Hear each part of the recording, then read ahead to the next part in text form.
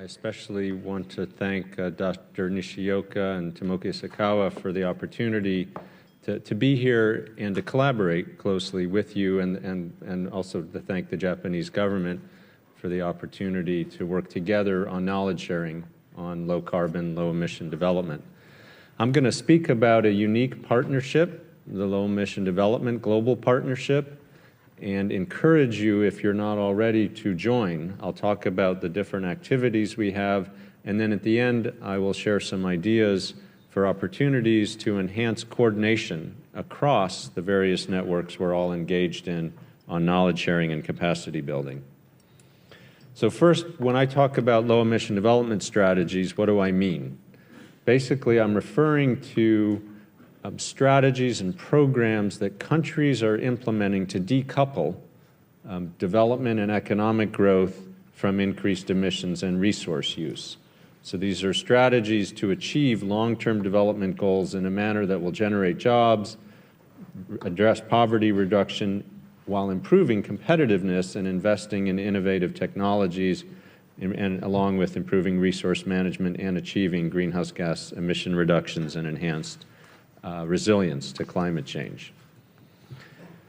The Low Emission Development Partnership, Global Partnership, was established a couple years ago.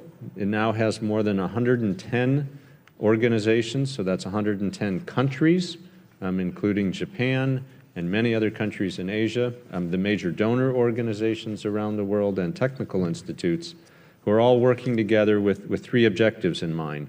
One is to strengthen support and commitments that countries are making to climate-resilient, low-emission development. The second is to foster learning on a peer-to-peer basis across policymakers and practitioners, and to build capacity to design and implement low-emission strategies. And the third is to improve coordination so that we're harmonizing our use of resources. We're working together on common tools. We're coordinating support that donors provide to individual countries.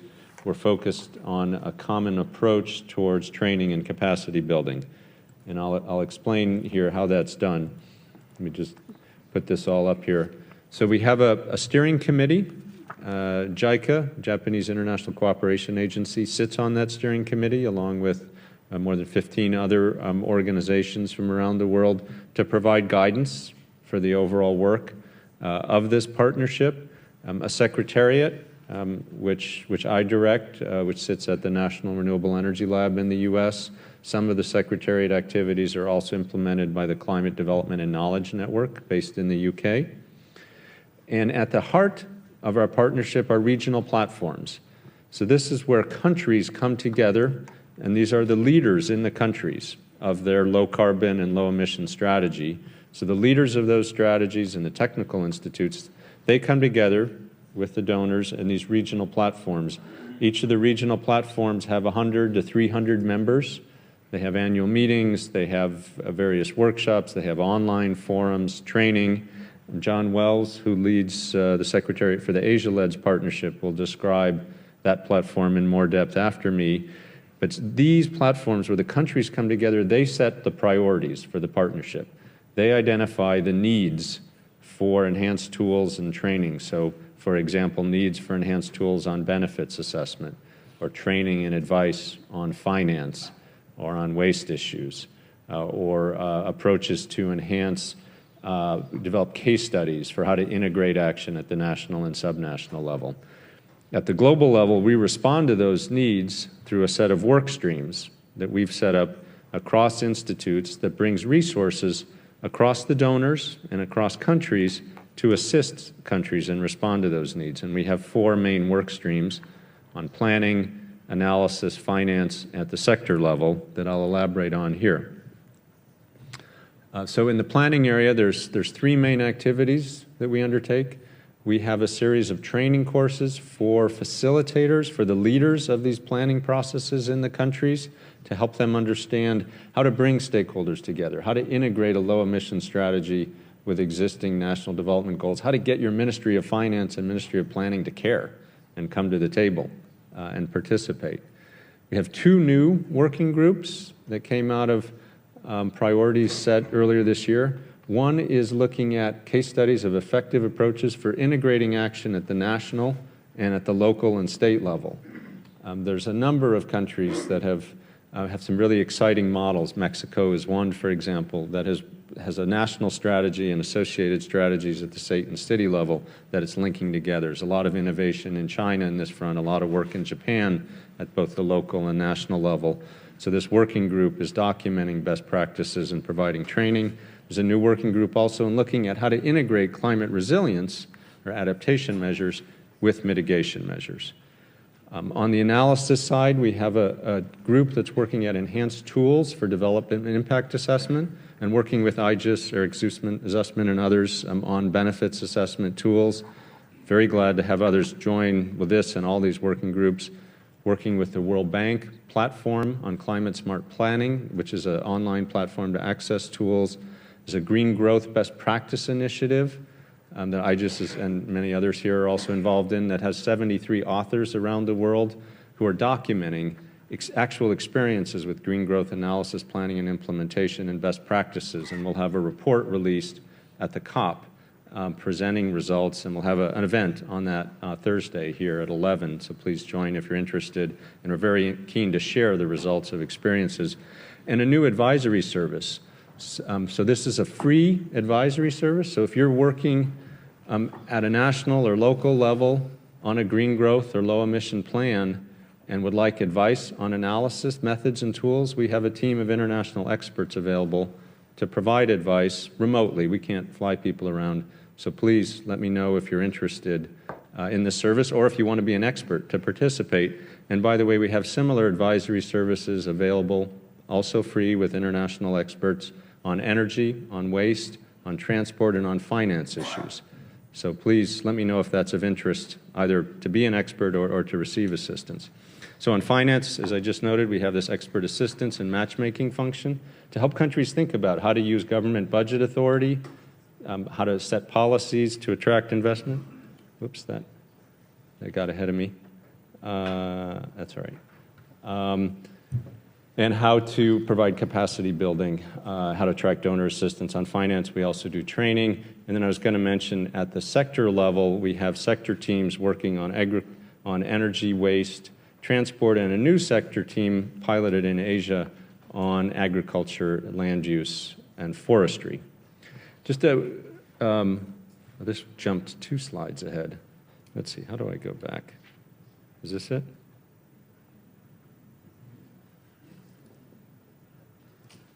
Yeah, okay. Just wanted to highlight our performance targets.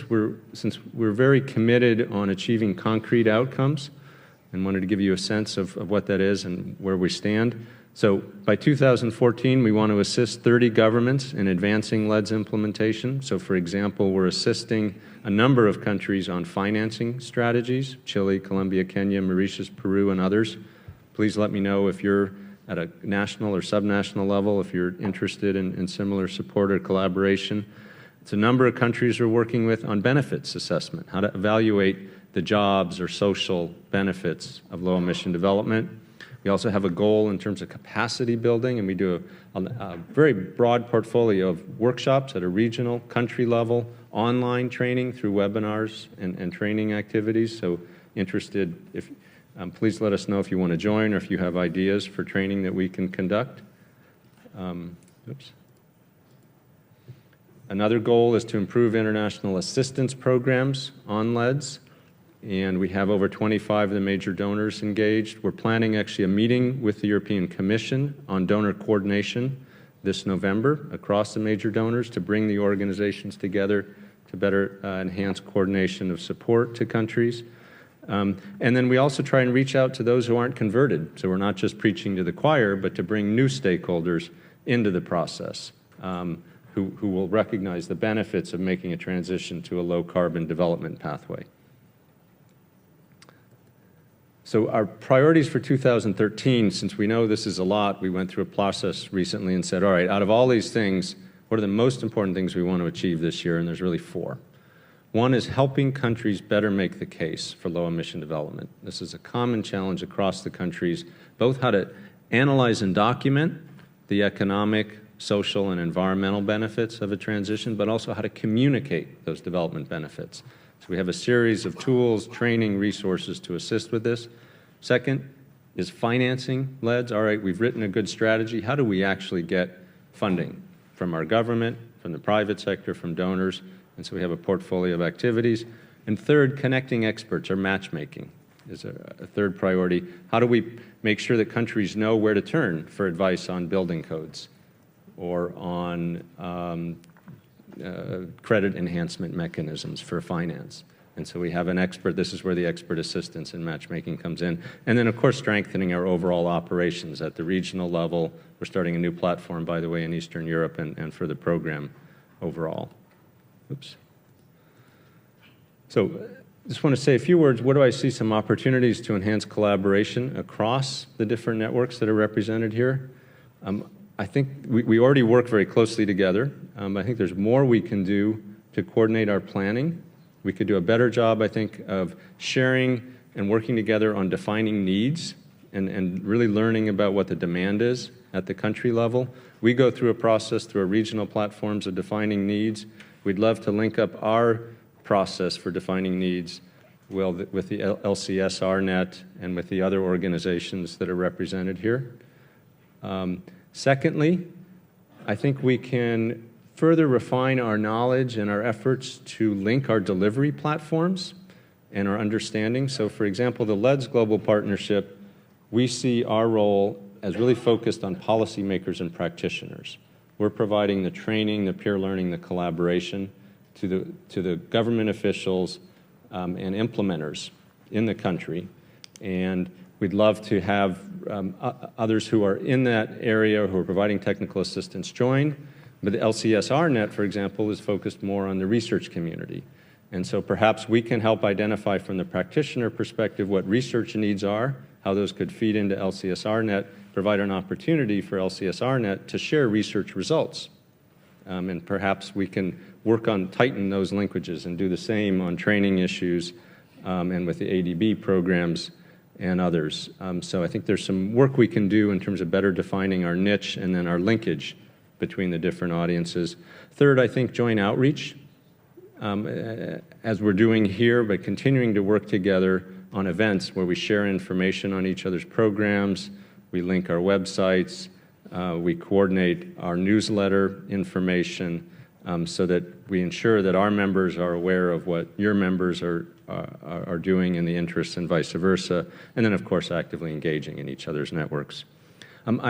There's a sign-up sheet near the front table if you'd like to join the LEDS Global Partnership. I also have some with me here, so please go ahead and fill it out. Make sure you add your name and your email, or it's ledsgp.org,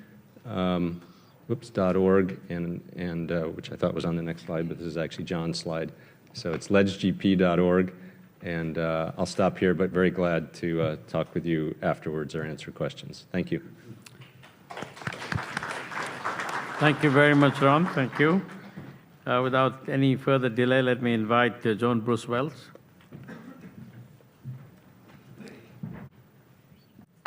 Thank you. I'm very pleased to be here today, and I feel as if I am continuing a tradition of my family. And let me tell you a little bit about what I mean by that. From 1976 until 1979, my wife-to-be and her father worked at the U.S. Embassy in Tokyo on regional knowledge sharing on arts and culture.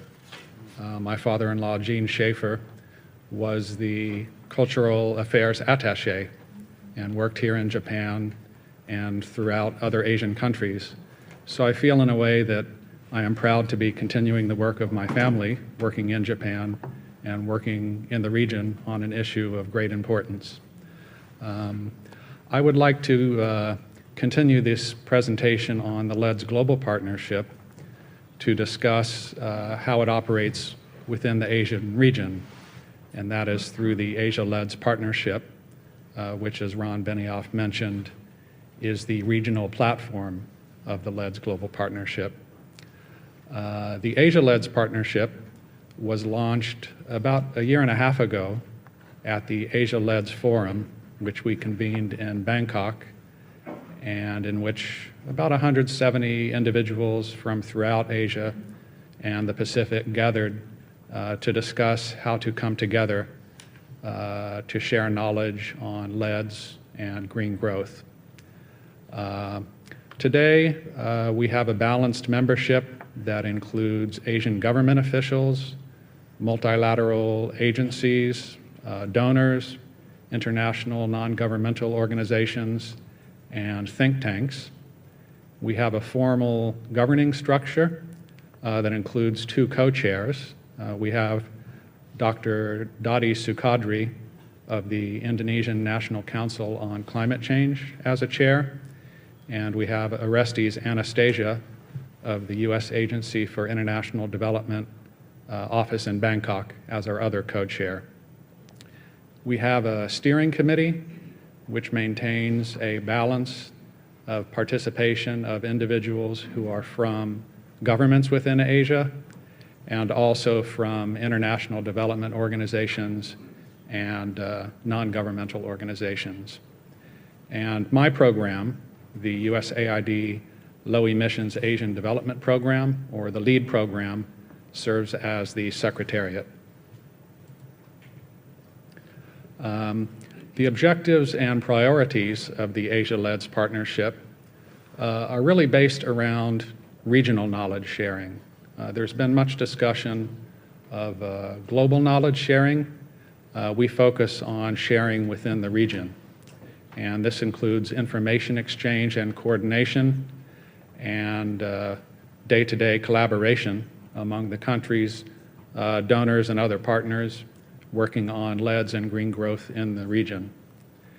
And we are focused more at an applied level, where we're talking about tools and models, approaches, and best practices. So for example, by a tool, an example is a model called the Long Range Energy Alternatives Planning System. That's abbreviated as the LEAP model, and it's a tool that many countries use to model their energy supply and demand patterns. And our program helps provide training on that tool. We provide capacity building of practitioners, and we're focused on building awareness, support, and leadership for LEDS within Asia.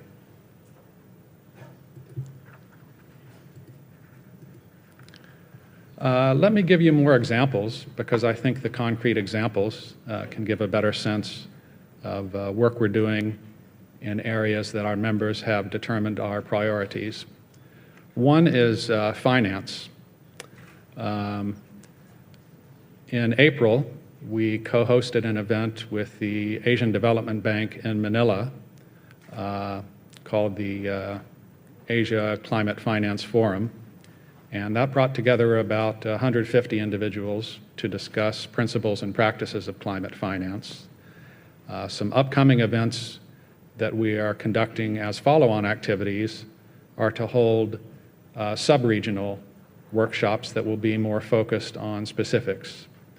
So one is next month in Delhi, and we are co-hosting that with the Asia Pacific Adaptation Network that IJUST leads. And that will assemble about 40 individuals from South Asian countries to discuss sources of finance and how to secure them. We will then hold a similar event in Hanoi sometime in late 2013 or early 2014 that will also be very applied.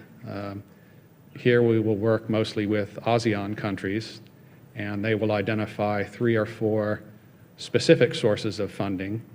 We will invite the key officials from those sources and have sessions which are quite applied, in which countries determine how do we actually successfully follow the procedures to secure this funding.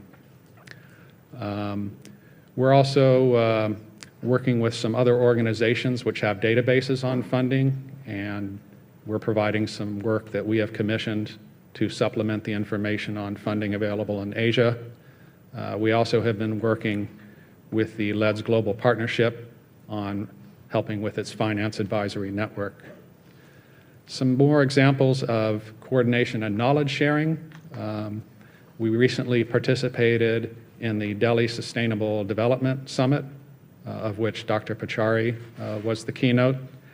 And our approach there was that we sponsored presentations by 4 Asian countries. We had Bangladesh, Nepal, Vietnam, and Thailand.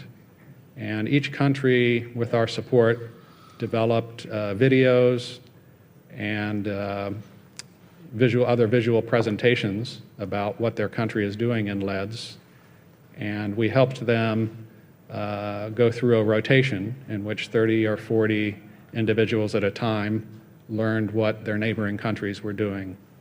So this is quite emblematic of the type of model we use, which is for promotion of learning within the region. So for example, so that Indonesia and the Philippines can learn how they address common challenges faced by their unique geography and similar governance issues. Another example, we're developing an online Asia LEDS knowledge portal, which will be a source of convenient information on LEDS and green growth. And we are convening our 2nd annual Asia LEDS Forum. This will be held in Manila, September 30th, and then October 1st, 2nd, and 3rd as a key event. I think it will be about the same number of participants as we have here to discuss LEDS and green growth. I mentioned one example on analytical tools and technical training. That was on the LEAP model. Another example is that we have been cooperating with IGES and the Asian Co-Benefits Partnership to develop an annotated catalog of the models and tools available so that countries can assess the co-benefits of green growth.